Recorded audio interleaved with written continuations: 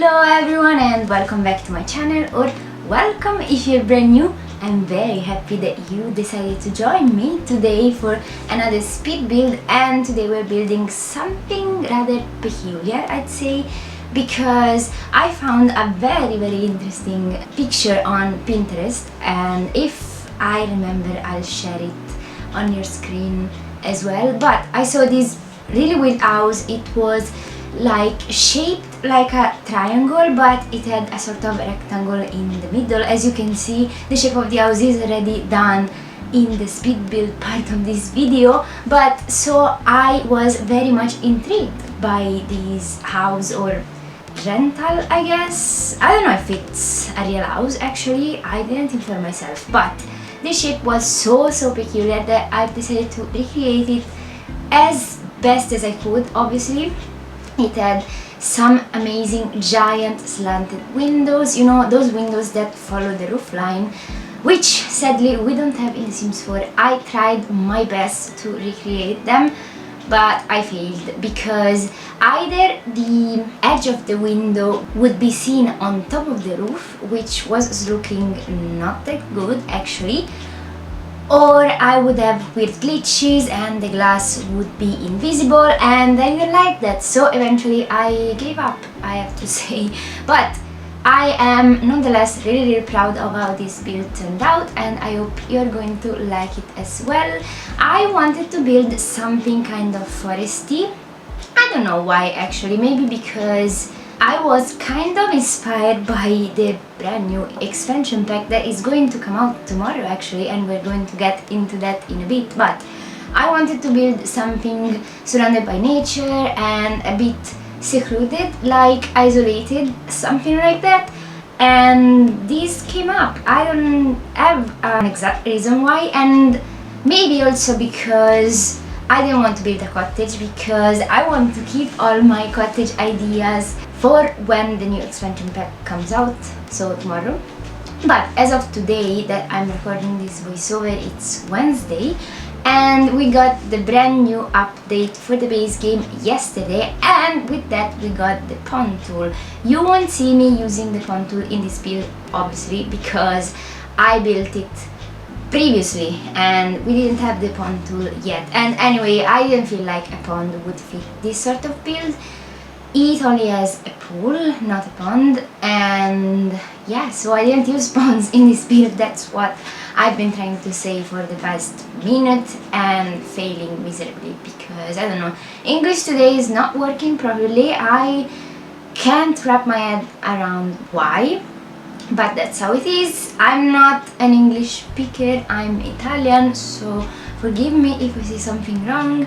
It can happen. I am forgiven, and if you won't forgive myself, if you won't forgive me, I will forgive myself.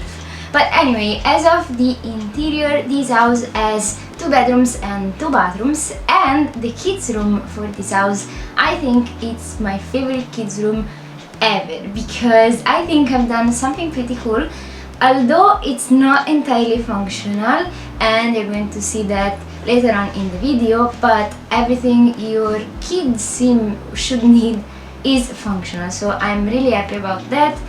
But I would have loved if I could make everything completely functional, but we'll get into that a little bit later. In the meantime, let's talk a bit about the brand new expansion pack that is coming tomorrow. And I can't believe finally we are going to have this amazing expansion pack. From seeing the trailer and all the game changers footage, I'm so excited. I cannot wait, not to build with it weirdly, but to play with it, because we will get animals, and as you all well know, animals are sort of my weakness. And I also can't wait to see how it will work with other packs, for example with cats and dogs, if cats or dogs can interact with the animals, or how seasons will work. I am looking forward to seeing how the world, so Enford Bagley, will look in autumn, in winter, with snow. I'm just super excited, and I absolutely cannot wait for tomorrow to be here, because I've been patient for so long. They showed us the trailer more than a month ago, and now I'm sick of waiting. I just want this expansion pack now, please. But yeah, other than that, let's talk a bit about this house. For the color scheme, I wanted to go with a darker color scheme because I don't know why, I feel like lately I have done lighter color schemes, which can also be false actually. I'm not so sure because it's hard to keep track of what I'm building since I'm always so busy, but I don't know, I just felt like going with a bit darker color scheme, and so I paired black with some wood tones. And obviously I heavily used gallery art, not only as art itself, so not only as decorative paintings that you would hang on the wall, but also as wood details. And I've used these amazing panels from Serena Sims. Obviously you can see her gallery name on your screen as soon as I'm using the said art. But these wood panels, I think, are what made this house because they look amazing. Like, they look so real, even though I don't like, for example, when it comes to custom content, I don't like Alpha CC because they look too real. But when it comes to wood, I am a sucker for amazing wood textures, so I was well excited when I found out that the texture looks so good on those wood panels, and so I've used them throughout this whole build. I think they tied everything together because you can find them in the kitchen, in the master bedroom, in the bathroom, and also in the kids' room. So I feel like I made a good choice. Obviously you'll be the judge of that. But what I did with the kids' room is I created a sort of faux split leveling situation. I created a sort of lofted area.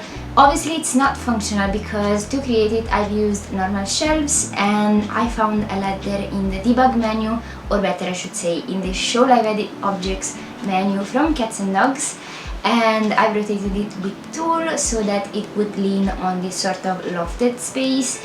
And I placed some pillows or cushions and some books and also a giant bear, if I remember correctly.